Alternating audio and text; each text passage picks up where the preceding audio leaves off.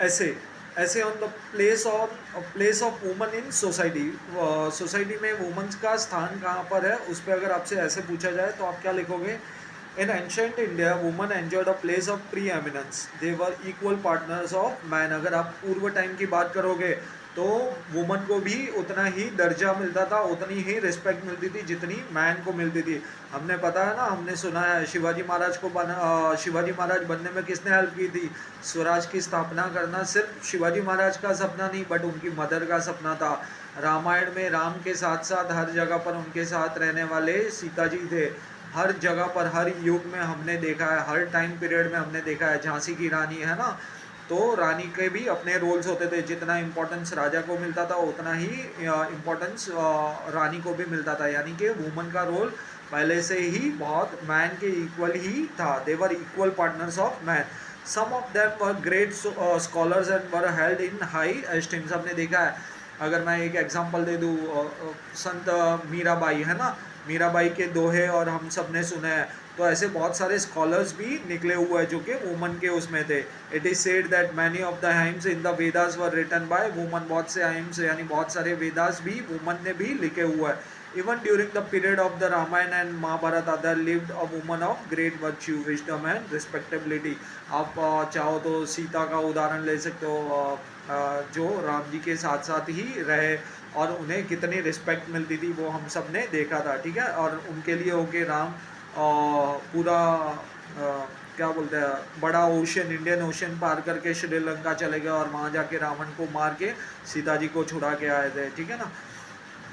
Thus had women like Sita, Savitri, Gargi, Draupadi and Damayanti. आपको पता है महाभारत किसके लिए हुआ था? द्रौपदी के अपमान की वजह से हुआ था। वुमेन्स के अपमान को अगर आपने डिसरिस्पेक्ट रखी या आपने कोई गलत शब्द बोला तो याद कर लो, महाभारत जैसी बड़ी चीज़ भी इतिहास में हो चुकी है। ठीक है। It was however during the medieval period the woman were pushed behind the पर्दा। ये जो मिडिवल पीरियड था, मध्यकालीन युग, इसमें हमने देखा है कि ये सारे जो इस्लामिक राजा भारत में आए थे और उनके बाद क्या हो गया, वुमेन्स को पर्दा के अंदर यानी कि चार दीवारी के अंदर बंद कर दिया गया। Now not long ago they had to live within the four walls of the house. और धीरे धीरे करके वुमेन्स को घर के अंदर कैद कर दिया गया। They were deprived of education and all opportunities of progress. Progress के सारे रास्ते उनके बंद हो गए थे। अब वो घर के अंदर डिप्राइव यानी कि वंचित हो गई थी, एजुकेशन से वंचित हो गई थी, बाकी सारे राइट्स, अपने सारे वुमेन्स के राइट्स से वंचित हो गई थी। They had to do all the manual chores of the house and live like slaves. एक गुलाम के जैसे घर के चार दीवारियों में अपना जीवन बिताने लगी।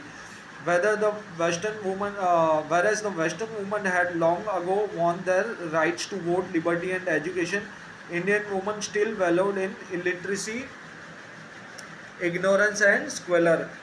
जबकि वेस्टर्न साइड की वुमेन्स ने अपने अधिकार की लड़ाई कब से जीत चुके हैं और वो आज वेस्टर्न लाइफ बहुत अच्छे से जी रहे हैं। हमारे इंडिया में आज भी बहुत से वुमेन्स आज भी उन राइट्स को यूज़ नहीं कर पाया, उन्हें इग्नोरेंस यानी कि आज भी वो उनसे अनजान है। At the time at the most they were treated as object of enjoyment. Womens को सिर्फ एंजॉयमेंट का साधन ही गिना जाता है। हमारे यहाँ पे आज भी कहीं ना कहीं गांव साइड में वुमेन्स को सिर्फ और सिर्फ एंजॉयमेंट के लिए ही जैसे कि ट्रीट किया जाता है, जैसे कि बस शादी हो गई, बच्चे जन्म करने के लिए हो गए उनका रोल है, इसके अलावा और घर काम के लिए उनका रोल है, इसके अलावा उनकी लाइफ में दूसरा कोई इंपॉर्टेंस नहीं होता है। They had no voice in their husbands mundane activities. उनकी रूटीन एक्टिविटीज़ में, हस्बैंड की रूटीन एक्टिविटीज़ में भी उनका कोई पार्टिसिपेशन नहीं होता। Only shyness and subservient submissiveness was their ornament. कहते हैं ना कि पर्दे के पीछे रहना, शर्माना, ये सारा ही उनका ऑर्नामेंट्स यानी कि उनके गहने हैं। They had no right to love and even to choose their own partner. Traditional approach यही कहता है कि वुमेन्स को अपना हस्बैंड सिलेक्ट करने का राइट्स नहीं है। आज भी पुअर कंट्रीज़ में, जैसे कि इंडिया जो कि डेवलपिंग नेशन में आता है, आज भी हमारे यहाँ पे बहुत से वुमेन्स को अपना पार्टनर, लाइफ पार्टनर सिलेक्ट करने के राइट्स नहीं है। Particularly in the rural areas women were prohibited from wearing fashionable and attractive clothes. गाँव साइड में तो आज भी वुमेन्स को अट्रैक्टिव एंड फैशनेबल क्लोथ्स पहनने पे थोड़ा रिस्ट्रिक्शन होता है। वो बेचारों आज भी वुमेन्स वहाँ की पीछे है। Independence has brought about a virtual emancipation to at least the urban woman in India. आज की डेट में देखने जाए तो चलो अर्बन एरियाज में थोड़ा डेवलपमेंट है, बट रूरल साइड आज भी कोई डेवलपमेंट नहीं है.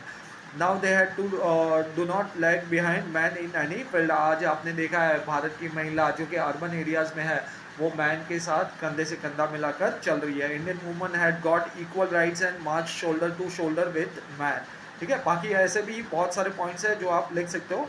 कुछ एग्जांपल है जैसे Mrs Indira Gandhi, Mrs Margaret Thatcher, Mrs Bandaranaike, Mrs golden Meir, Mrs Vijaya Lakshmi Pandit and others. ये इनके कुछ वुमेन्स के एग्जांपल है. In the field of education, in the field of education women outdo man. Women आज मैन से भी ज़्यादा अच्छा परफॉर्म करके दिखा रहे हैं.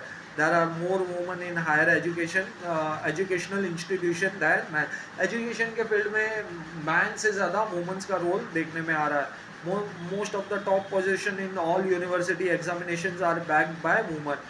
Even in extra curricular activities women do not lag behind man. दूसरे करिकुलर एक्टिविटीज़ में भी वुमेन मैन से पीछे नहीं है. ठीक है, वुमेन आर इक्वली, जैसे आज इक्वल शोल्डर टू शोल्डर मिला के चल रही है, कंधे से कंधा मिलाकर चल रहा. ठीक है. Now Indian women are conscious of their rights. Their voice can no longer be suppressed. They raise their voice in choosing their life partner and in the choice of profession of their liking. अपने मनपसंद profession को वो select कर सकती है, अपने मनपसंद partner को वो सिलेक्ट कर सकती है. आज जोर ज़बरदस्ती से शादी नहीं करवाई जा सकती है. They mix up with the man freely and participate in political competition, musical concerts and even express abundantly their debating skills. वो अपनी debating skills भी खुलकर दिखा सकती है. They no longer believe in parda or secularism. They even learn judo and karate to ensure security. Security purpose से आज महिलाएं भी और गर्ल्स, इवन आजकल तो बच्चे स्कूल से ही जूडो एंड कराटे सीख रहे हैं. ठीक है. और एक लाइन, लास्ट लाइन मुझे लगता है जो इम्पोर्टेंट है. Let us not forget 1991 year, the year of the girl child, the year of the girl child. इसे भी आप इम्पोर्टेंट लाइन समझ के रीड कर लीजिए. ठीक है, इतना अगर आप लिख देते हो तो भी इनफ है. Thank you.